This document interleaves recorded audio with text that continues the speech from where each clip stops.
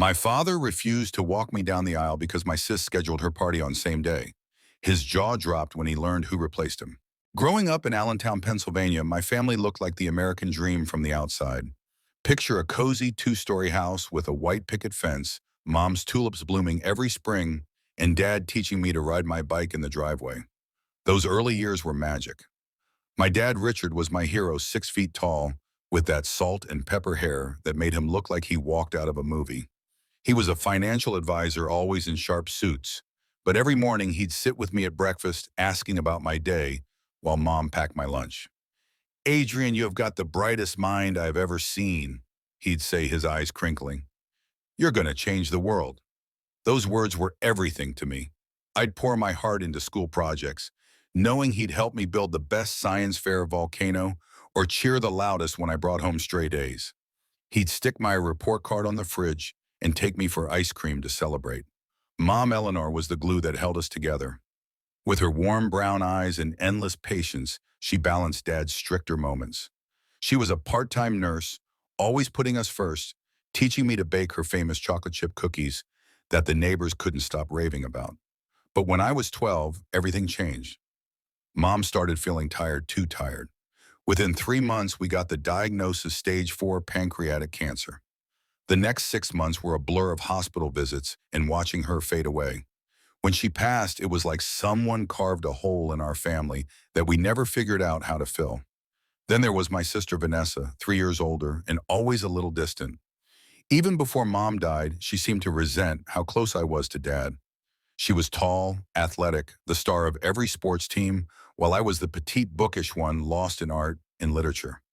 Mom always celebrated us both, but Vanessa saw every compliment I got as a jab at her. After Mom's death, things got worse.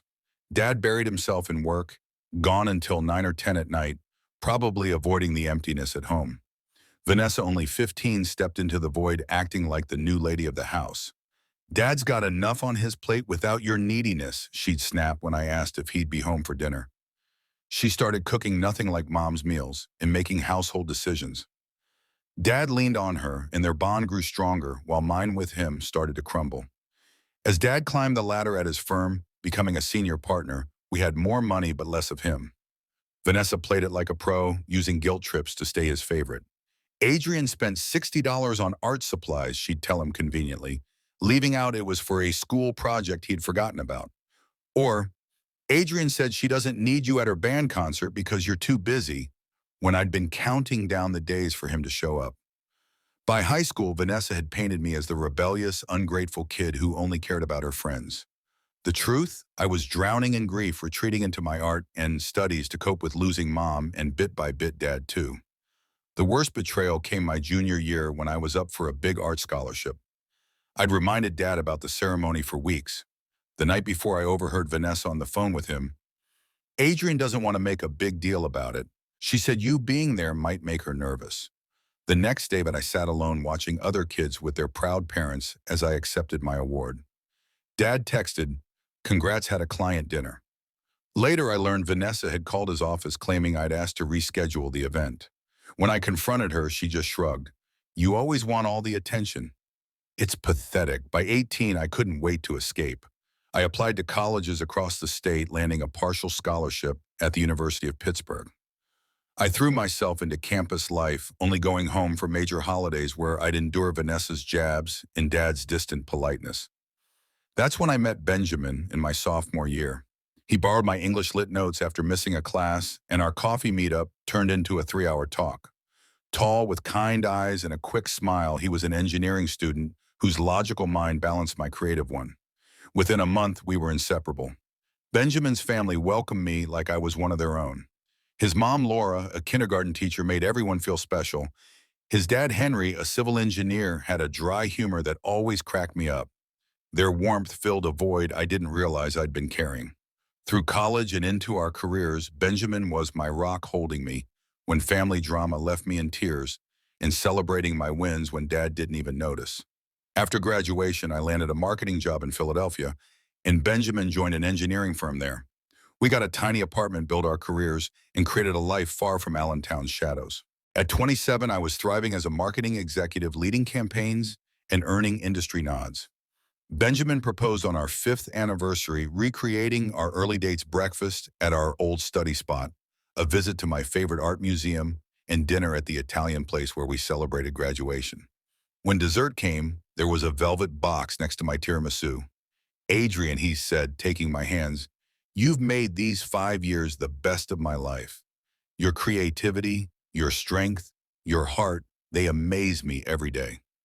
Will you marry me? The ring of vintage sapphire with tiny diamonds felt like it was made for me. For one night, I let myself be happy, pushing aside the dread of telling my family. Calling Dad the next morning was a letdown. Congratulations, he said, like I'd just gotten a raise, not engaged. Have you set a date? No excitement, just business. Vanessa's text was worse, over-the-top fake cheer. OMG, congrats, little sis. That ring is so pretty. Her jealousy was obvious. At 32, she was still single, bouncing between short-lived relationships, and I knew she hated my happiness. We set the wedding for June 15th, 9 months out, and sent save the dates. Dad confirmed he was free and even sounded a little excited. I'd be honored to walk you down the aisle, he said, when I asked, and for the first time in years, I felt hope. Planning was a whirlwind: venue tours, dress fittings, catering, tastings. We booked a historic Philadelphia hotel with a garden terrace for the ceremony and a ballroom for the reception. Benjamin's mom, Laura, was my biggest cheerleader, tearing up when I tried on my lace gown. Your mom would be so proud, she said, squeezing my hand, and I felt Mom's absence like a punch. I also grew close to Benjamin's Uncle Jack, a retired English professor in his early 60s with silver hair and kind eyes. He never had kids but treated Benjamin and his brother like sons.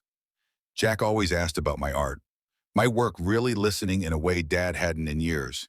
You have a rare gift for moving people. He told me once, and it stuck with me. He was thrilled about the wedding, already planning his new suit. But 5 months out, I noticed Vanessa's vague social media posts about a big event in June. When I asked, she brushed it off. Just a work thing, don't worry. My gut told me something was wrong. 3 months before the wedding, she called, her voice syrupy. Adrian, I'm hosting a career achievement party on June 15th. I hit my sales target to become a broker, and the firm's throwing a big celebration. My heart sank. That's my wedding day, Vanessa. You got the save the date she played dumb. Did I? Must have slipped my mind. Anyway, it's earlier at 11 a.m. at the country club. It'll wrap up before your 4 p.m. ceremony, so it's fine. Fine? Her party was 2 hours from my venue, impossible for Dad to do both. I called him, hoping he'd see through her. It's unfortunate timing, he said casually. But these work events are hard to reschedule. I'll make it work. But he didn't. He started asking to push my ceremony back, wondering if I really needed him for photos. 2 weeks before the wedding, he called with the news I'd feared. Adrian, I can't make the ceremony. Vanessa's event is too important for her career. Maybe Benjamin's dad can walk you down the aisle. I was gutted. Someone else? I whispered. As if it's just a task. He offered to make the reception by 7, like that fixed it. I hung up and sobbed on the floor until Benjamin found me. We thought about postponing, but I refused to let Vanessa win. Laura called, her voice fierce. This is your day, Adrian. Don't let anyone dim your light, but who would walk me down the aisle? I dreamed of that moment even with Dad's distance. Walking alone felt like admitting he'd abandoned me. Then Jack called, his voice gentle. Family disappointments cut deep, he said, sharing how his own dad skipped his college graduation over a career choice. Family's about who shows up. His words planted a seed. A week before the wedding, I hit rock bottom, crying on the bathroom floor at midnight. The next day, Laura invited me to lunch and shared her own story. She'd been married before Henry, and when her dad refused to attend her second wedding, Jack stepped in to walk her down the aisle. He shows up, Adrian, she said. That's what family does. I knew then what I had to do. I met Jack at a bookstore cafe, his thoughtfulness evident in the vanilla latte waiting for me. Jack, I said, heart pounding, would you walk me down the aisle? His eyes teared up. Adrian, I'd be honored, he said. Are you sure? Absolutely, I replied. You've shown me more support than Dad has in years. The wedding day was perfect sunshine, my bridesmaids buzzing with excitement, my lace gowns sparkling. Jack arrived with a gift, a vintage handkerchief from his mom, embroidered with blue flowers. Something old, something blue. Laura sent a silver bracelet with a paintbrush and pen charm, a nod to my childhood passions. At 4 p.m., Jack offered his arm and we walked down the aisle to Canon and D. Benjamin's face lit up with love, and I knew I'd made the right choice. Our vows were personal, promising to choose each other every day. The reception was joy, laughter, toasts, dancing. Jack's speech about chosen family had everyone in tears. At 8:30, Dad showed up looking awkward. "Congrats," he mumbled, handing me a gift bag from him and Vanessa. "Sorry I'm late." Vanessa's thing ran long. I bit back my anger. "Glad you made it for the last hour." When he asked who walked me down the aisle, I told him about Jack. "A stranger?" he scoffed. "He's not a stranger," I shot back. "He's been there for me." My cousin Thomas pulled me aside, revealing Vanessa's career party was a lie, just a small gathering at her apartment, no promotion planned to sabotage me. He showed me texts where she admitted it, even telling Dad I didn't want him at the wedding. When Dad confronted me, still skeptical, Jack stepped in, calm but firm. "This is Adrian's day. Being a father means showing up when it matters." Dad's face fell, and he stormed out to confront Vanessa. Benjamin held me as we rejoined the party, refusing to let drama ruin our sparkler send-off. Greece for our honeymoon was a dream, giving me space to process. Back home, Dad's voicemails were waiting, apologies, admissions that Vanessa confessed to years of lies. She'd fled to Miami, avoiding us. I wasn't ready to respond, but Jack's weekly calls helped me navigate it. "Forgiveness is about your peace," he said. A month later, I met Dad at a cafe. He looked broken, admitting he'd been blind to Vanessa's manipulation, leaning on her after Mom died. We talked for hours, tears falling, as we unpacked years of hurt. "I want to rebuild," he said. I agreed, but it would take time. Over months, we started healing calls, visits, even a family dinner with Benjamin's parents and Jack. Vanessa stayed distant, and I made peace with that. At our first Thanksgiving, Dad's gratitude for second chances and Jack's toast to chosen family felt like a new beginning. Looking back, my wedding wasn't just about marrying Benjamin, it was about finding my tribe. Jack showed me family is who shows up, not just who shares your blood. Forgiveness doesn't erase pain, but it frees you to build something new. So tell me in the comments, has someone ever stepped up for you when family let you down? Or have you been that person? If this story moved you, like and subscribe for more tales of finding your path. Thanks for listening, and may you find your own tribe who chooses you every single day.